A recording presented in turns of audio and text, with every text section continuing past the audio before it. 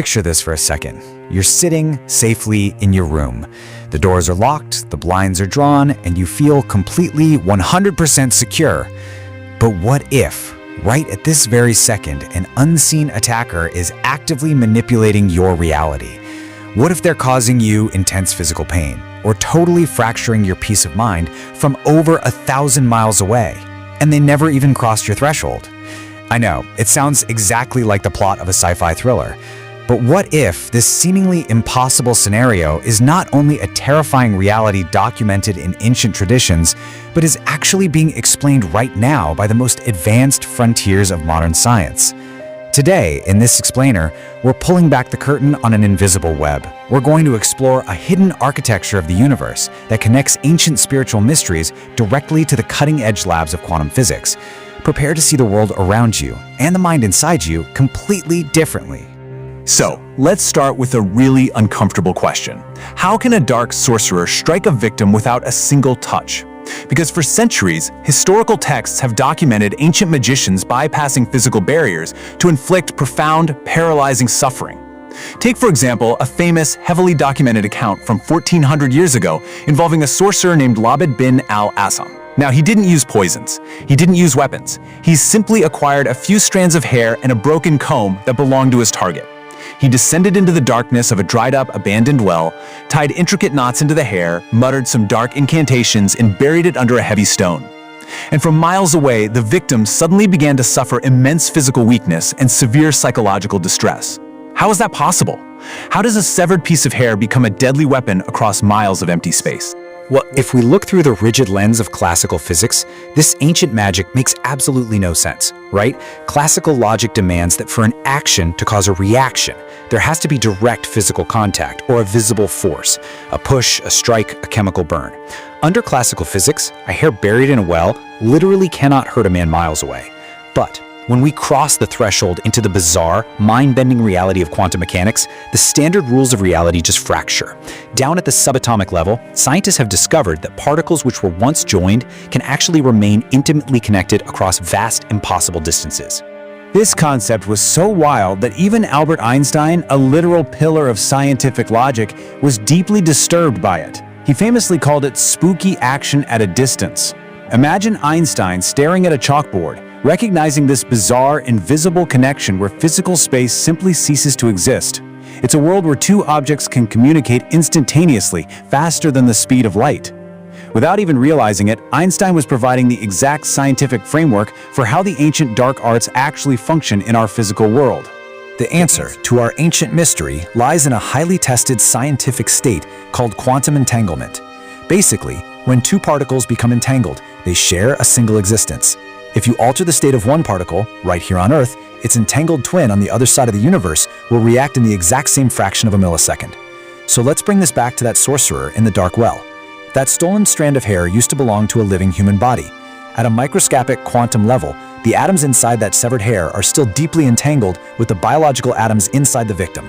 When the magician tortures that hair, piercing it, burning it, binding it, they are literally transferring agonizing energy waves directly to the victim through this undeniable quantum highway. The mechanics of this ancient warfare are just chillingly precise. First, biological material is gathered. We're talking hair, fingernails, maybe a worn piece of clothing, anything steeped in the victim's unique quantum signature. Then, negative energy is bound via knots. They are literally locking chaotic, negative intentions into a physical object. Finally, that chaotic intention is transmitted. Ancient texts explain that energy-based entities, beings of plasma and heat, often referred to as jinn, thrive in these unseen dimensions. They act as the couriers, riding these quantum fields to deliver those destructive frequencies directly into the victim's energetic system. And the crazy thing is, this is a direct warning from history. There's a 1400-year-old Quranic text, Surah Al-Falaq, that specifically warns of the evil of the blowers in knots. Think about that for a second.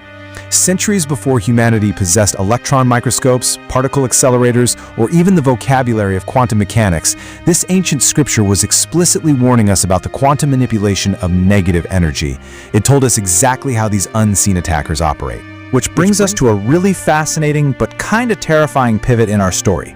If this invisible world of quantum energy, Dark frequencies and unseen entities constantly surrounds us, literally brushing past us in our living rooms.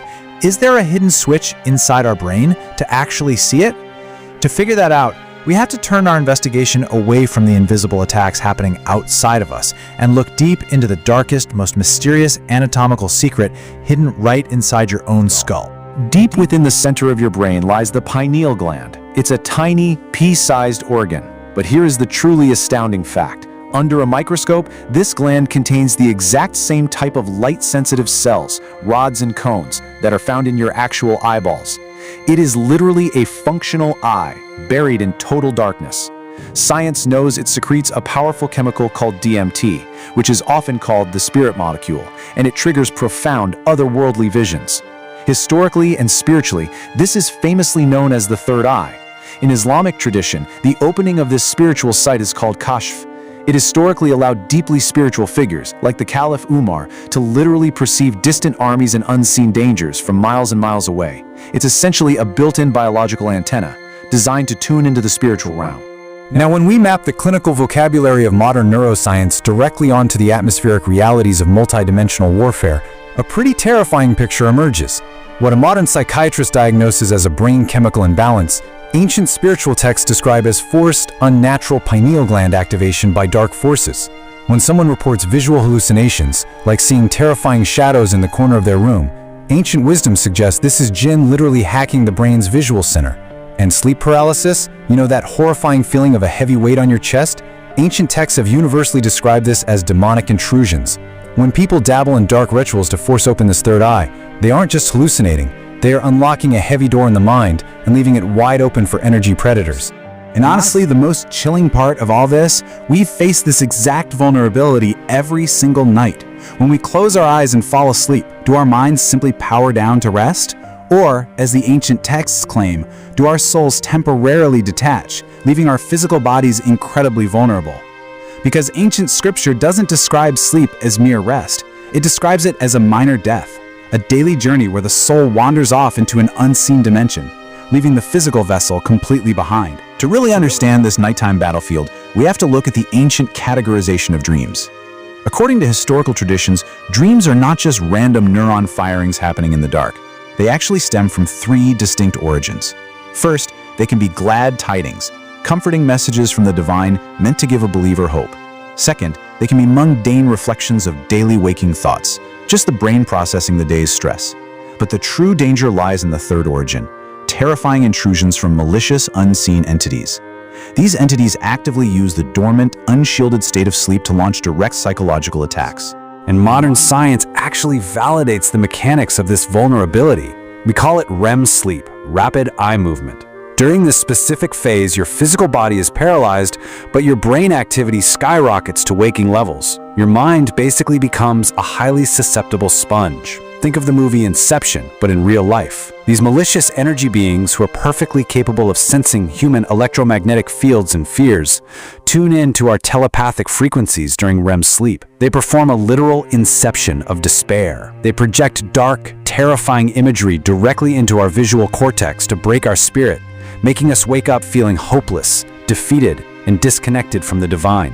But here's the good news. You are absolutely not meant to just suffer through these attacks.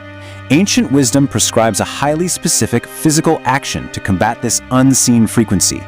When you wake up trapped in the sheer terror of a nightmare, the tradition teaches you to spit lightly to your left side 3 times and seek divine refuge. Now, this isn't just some symbolic ritual. It is a deliberate physical and energetic action designed to instantly sever the negative telepathic connection. It literally shatters the nightmare frequency, grounding you back in your physical reality before that creeping despair can take root in your waking mind. From the intimate vulnerabilities of the sleeping mind, let's move out into the harshest, most unforgiving physical environments on Earth. Imagine you're lost in the deep, scorching sands of the desert. Science tells us that mirages are simply optical illusions, right?